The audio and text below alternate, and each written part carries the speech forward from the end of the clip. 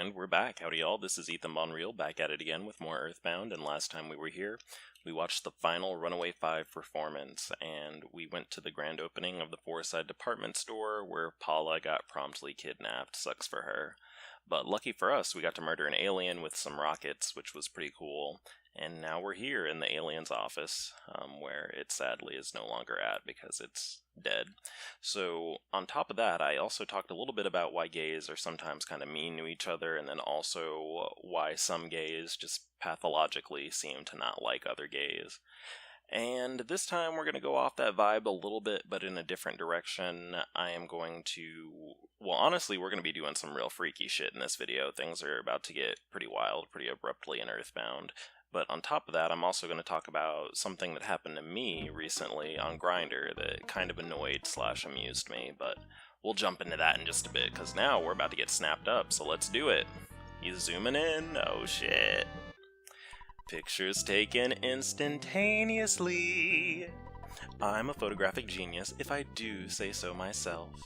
Okay, get ready for an instant memory. Look at the camera. Ready, say fuzzy pickles.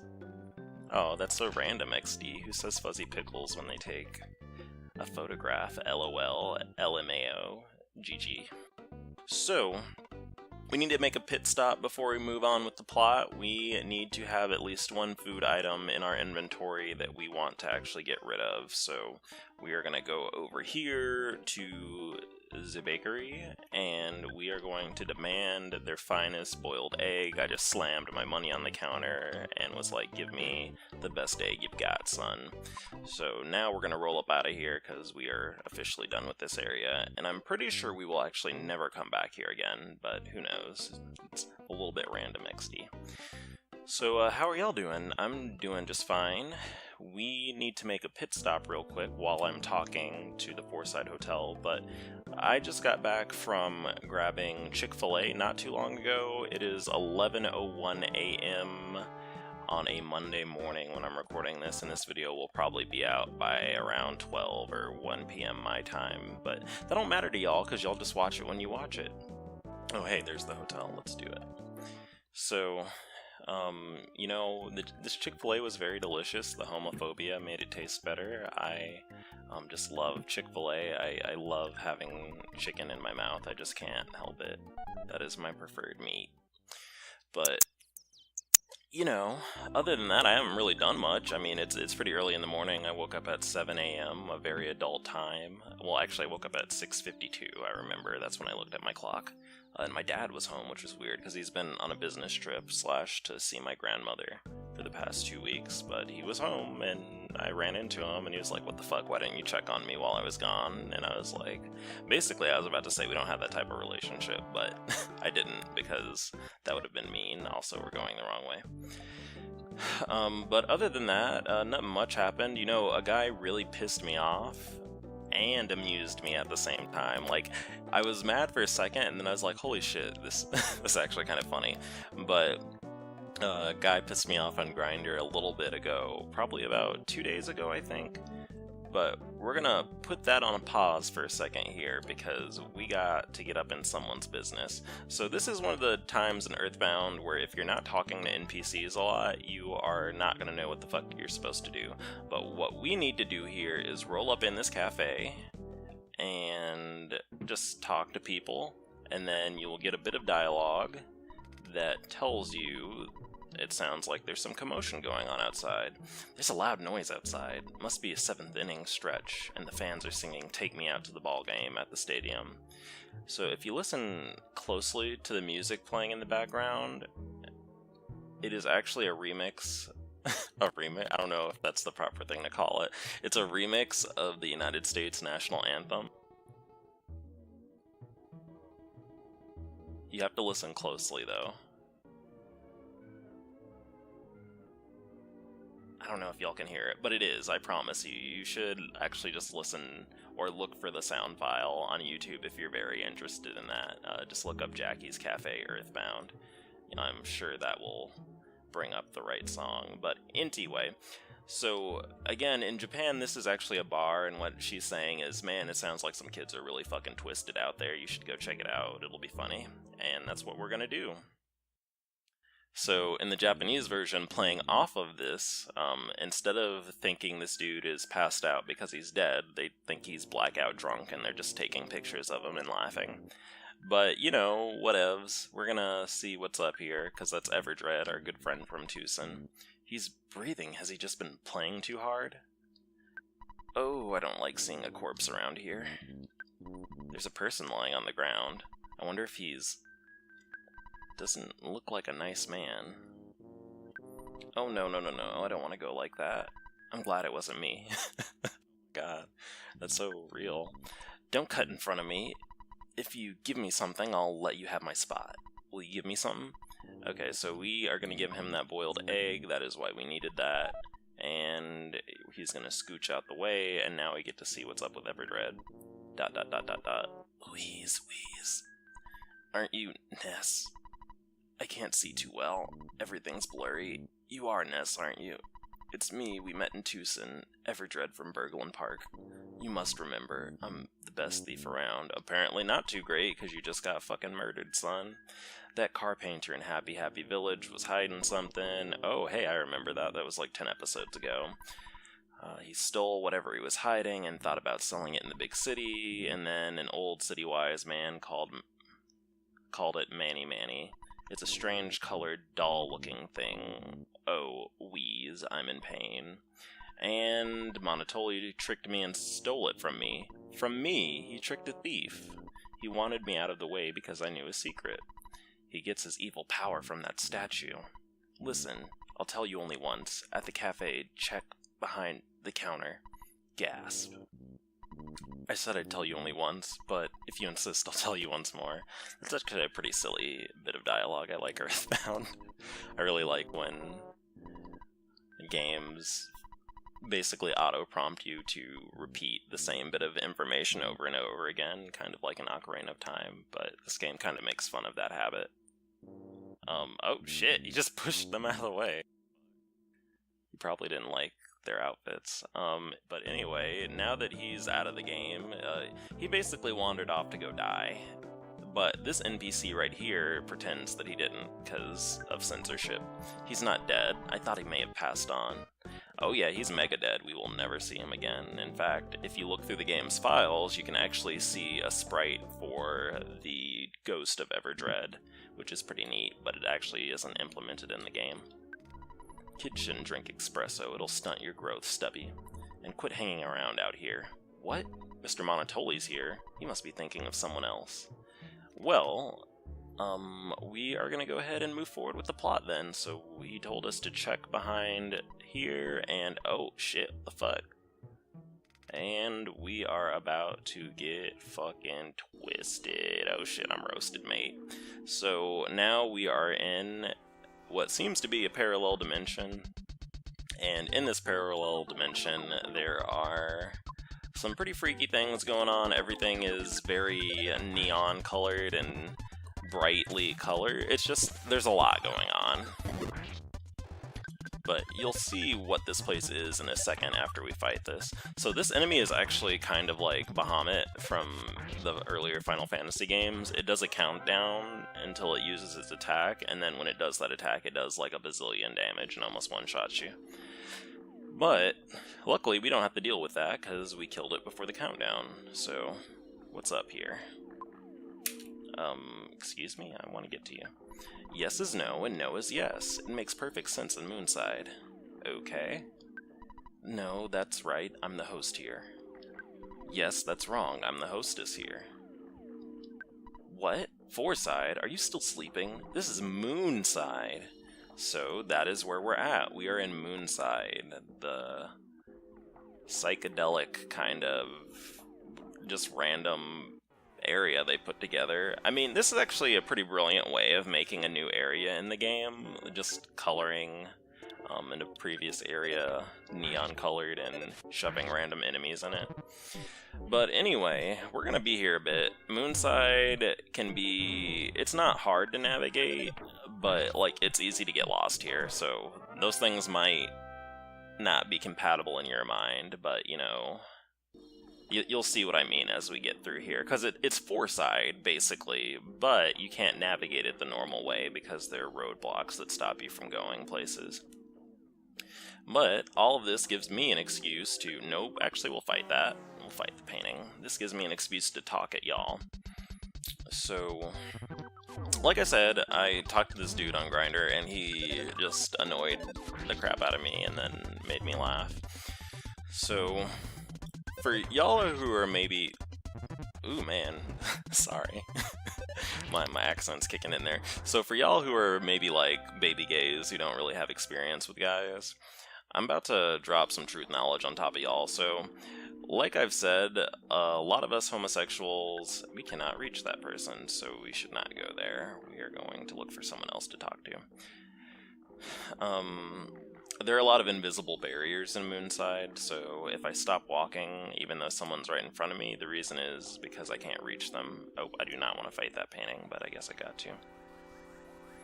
So, basically I'm about to drop some truth knowledge on y'all. I've said this before, you know, a lot of us are chronically lonely, and we just really want to be with someone, or a lot of us are like really love motivated, and we just really, above all things, want like a romantic partner, etc, yada yada, bada bing, bada boom.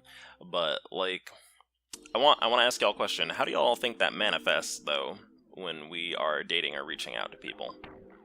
So, something to consider is that none of these things we do exist in a vacuum. So if you're lonely, just because you're with someone, that doesn't automatically mean you're going to be unlonely. And likewise, just because you have people to talk to, that doesn't mean you're not going to be lonely. So a really good example of that is, have you ever been in like a very crowded public place and still been like very fucking lonely, or just felt very out of place despite everyone kind of being like you or being there for the same reason? Likewise, being in like a gay community or even just a gay dating app can still make you very fucking lonely, because it's like you can just feel very alienated from both yourself and other people very easily. And so that feeling of loneliness doesn't just immediately go away just because you're around people. So the result of that is, and this is going to be like a little bit of a jump in logic, but I promise you I'll explain what I'm talking about. Actually, we should get that present. I guess we have to fight these enemies. So, basically, the answer is that some of us end up kind of seeing other guys as things to like make us feel better, rather than people. And what I mean by that is sometimes, you know, you or someone else... I'm trying to figure out how to say this. So for y'all who have been on apps, have you ever been in a situation where you'll be talking to someone and then they'll just demand that you instantly drop everything you're doing to hang out with them because they're lonely or horny? Like, they'll just message you and then be like, come hang out, or they'll message you and just be like... just basically demanding a lot of attention, not even necessarily wanting to hang out immediately. So, a mundane version of what I'm talking about is like, you're messaging someone, or someone messages you, and you don't reply back within like 5 seconds, and they just get like really pissed at you and fly off the handles. Or they just start getting passive-aggressive because you're not responding quick enough for them, and they seem to just not comprehend that maybe you have other things going on that don't necessarily focus on them, you know what I mean? Like, they don't understand that you might have a life that's separate from them, this random person you met on the internet, right? It's random, XD. So, now, I'm not saying this is like only a gay thing, by the way. I mean, gay or straight, everyone does this to an extent. People are a little bit selfish. But what I will say is that I'm really trying to talk about some of the ways that this Why did I not pick up that present? It's because I'm not paying attention to what I'm doing. So I'm gonna take a pause real quick. There is an invisible man in this room that we need to talk to. It is very important we find this man, and he is in this corner right here. Can you see me? Yes, you can't. You're definitely not from around here. Get going now. There we go. So we actually need to say no, because like that NPC said earlier while I was not reading dialogue, basically no means yes in Moonside and yes means no. So we need to talk to that thing and say, no, we can't see it, to tell it that we actually can, and then we need to talk to this dude. What the? You're looking for some kind of door? Well, you're not gonna find one. So get out of my face, loser. I have no patience when people are interrupting me while I'm doing nothing. Oh my god. I feel like I've played League of Legends with that person. Anyway. So this is your opportunity if you need to save the game or get rid of homesickness to take care of that. I think this is the only phone in Moonside, but I'm not actually 100% sure. I don't really remember. But I mean, it's here, so we're just gonna take advantage of it. But like I was saying, you know, everyone is a little bit selfish to some extent, but I mean, I'm gay, so I'm talking about my gay experiences, so get into it. But basically, like I said, I think we tend to see each other as just like things to make ourselves feel better in a lot of cases. Like, we don't see a guy as being like another person with their own drives and motives and their own struggles. We see it as this person who's not loving me the way I want to be loved, or this person who's just disappointing me by not being basically not wanting me back, you know what I mean?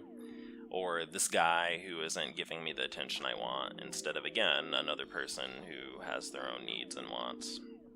So that was my segue into talking about what I want to talk about. So basically, what happened with this dude was he messaged me on Grindr, and we have talked a few times before, and I was basically like, you know, I usually work when you are free, and then also I don't want to be hanging out with you at like 3 a.m. just because you're horny.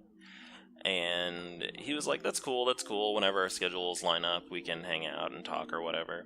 And I was like, okay, that's fine, I'm cool with that. And so he messages me intermittently, and he's like, so when are we gonna hang out? And I'm like, well, we literally already had this discussion, my guy. I told you specifically that I cannot just hang out with you at 3 a.m. And then he just progressively gets more passive-aggressive, because he's like, well, I want to hang out with you. And so what this has to do with what I was talking about is basically he doesn't understand that I cannot abandon work, basically, to have sex with him, or to just flirt with him or whatever. Like, I'm not gonna do that. And that's a very unreasonable thing to expect, and he is taking it very personally that I can't do that. He feels that I am personally wronging him because I am not able to meet up with him whenever he wants to be met up with. So, this most recent time he did that, and you're probably wondering why I'm teleporting back and forth. I am trying to get back to an area we got to previously. I might need to move around a bit more. I think it's this dude. So, yeah, this is the right place. This is where we need to be.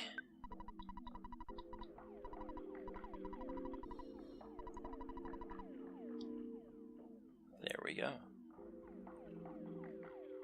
So, I'm actually going to walk around here for just a bit while I wrap up this combo, and then we are going to cut the video, because this is actually the boss fight that's about to happen. And maybe I should recap real quick what's going on in the game. So, we found out that Mr. Monotoli, who is, like, basically the leader of Foreside, is actually evil, and he got his evil powers from stealing the statue from our good friend Everdread, who he promptly murdered. That's why he was out in that alley. And this is the secret to his power. This is the reason why he is the leader of Foreside. So we're gonna fight this statue, and once we fight it, he will lose his power. But anyway, to wrap up my combo, so basically this dude he got like really tilted that I couldn't hang out with him. He messaged me and was like, what's going on? And I was like, I'm tired and it's about to be my bedtime because I hadn't been feeling well lately. And he was like, oh, you should come over and cuddle. And in my mind, I was like, I've literally told you 1,000 bazillion times I am not hanging out with you after 12 a.m. Like, I'm just not gonna fucking do it. Like, I've told him. And I told him, you know, I don't feel like doing it right now, I'm tired, and I just said that I'm not feeling too well, and then he just responded, oh, you're negative, and got mad at me, and called me a negative person for not basically wanting to hang out with him, and I just was like, shut the fuck up, you dumbass nerd. Like, he just really was being so unreasonable and, like, personally dejected, and, like, I look at his profile on occasion, and it's, like, always him being like, guys fucking suck, like, everyone in this city is lame, I hate everything, and it's like, it's because, well, faggot, it's because you are the way you are. Like, the real problem is that you're getting upset at people for not basically devoting their lives to you after you met them once or twice on the internet or on a phone app. That's just really silly. And again, that's going to what I was talking about. We tend to see people as objects. Some of us, like this, again, and this isn't everyone, but some of us really just see other people as objects to make us feel better or worse. And actually, I feel bad for just sitting here and talking in front of this boss fight. So we're gonna actually get into the boss fight here now. Don't do anything to me. I am not Monotoli. Okay. It's a golden statue that you've seen before. And it wants to kill us. So, you know, last part I said that Jeff is a little bit frail, and then he also proceeded to two-shot the previous boss. And actually that's about to happen again. So once you start getting big bottle rockets for Jeff, he basically... Oh shit, I didn't buy them. Fuck. I've recorded this a few times. And so, the previous times I bought big bottle rockets, but I forgot. But basically, if you have big bottle rockets for Jeff, you will literally two-shot this boss, and it is extremely easy. He will die in 2 turns, and then sometimes it won't even actually get an attack off. So now this is going to be a good bit harder. It has about 800 HP, which shows you how much that bottle rockets do. They do about 400 to 500 damage per shot. But we're still on a good way of killing it, so we're gonna try that. Oh my gosh. And Jeff is gonna start missing a lot now because he's crying. In fact, I actually should probably use my sudden guts pill. In fact, I'll do that on Jeff's turn because he's gonna miss anyway. Let's do it. There we go, and we're going to give it to Ness. The Guts Pill actually raises Net's critical hit rate, and it gives him a chance of surviving a hit that would otherwise be fatal by dodging it, or by making your HP stay at 1 instead of killing you. Please don't paralyze Ness. There we go, that's good. I'm glad he's committed to killing Jeff. Man, this would already be done if I had the bottle rocket. That's part of the reason why I agreed to record this, but we're good now. So this actually, if you don't use bottle rockets, or if you don't use PSI Flash Beta on this boss, it can be extremely hard to beat. This is actually like one of those points in the game where like you can easily end up rage quitting because you just end up stuck at this part, basically. It can be very hard. But luckily we solved this problem. The Manny Manny statue is destroyed, and we can move on with our gay lives. The Manny Manny... Oh, excuse me, sorry.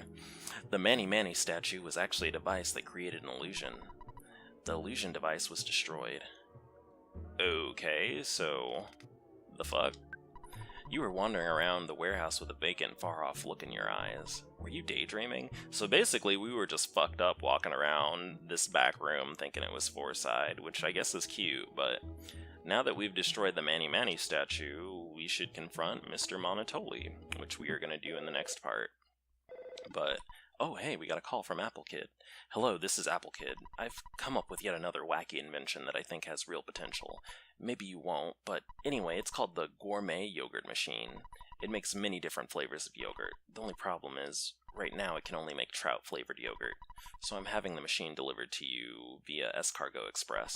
It's coming, neglected class. Hopefully you'll get it soon. Yeah, everything is... kaboom. Oh shit, I got some problems I gotta deal with. Bye! Well then, that sucks to be you, nerd. So, we're gonna cut the video here in just a second. You know, if anything in my conversation that I just had is familiar with you, have y'all ever been talking to someone on or offline and they get annoyed that you can't just devote your entirety of your being to them, despite the fact that you just started talking to them 12 minutes ago. Or maybe do you do that? And that's, I mean, it's not, I don't want to say that's okay to do, but I mean, part of dealing with that is kind of acknowledging that. If you get mad at people for not being able to be immediately available, maybe, you know, consider thinking of ways to deal with that and see how that affects other people, because that's really is the first step to dealing with it. And I will admit, I honestly, when I was younger, I used to be really bad about that. I used to get really pissed, and I would get really passive aggressive whenever, like, basically I felt like I was being rejected. And I would get really pissy and moody, and I would try to guilt people into doing things. But now I'm grown, and I don't do that no more. Even though, honestly, like, to be really real, sometimes I do still feel like that. But I know it's not the right way to feel, so I try to counteract that by talking myself through it. But anyway, I want to thank y'all for watching this video as always. Feel free to comment again about what we talked about, or if you have any other questions for me that you'd like to talk about, feel free to lay it on me. I'd love to answer your questions. In the meantime, I'm Ethan Bonreal, and I have Ness and Jeff walking around this bar, and I'm gone. See ya.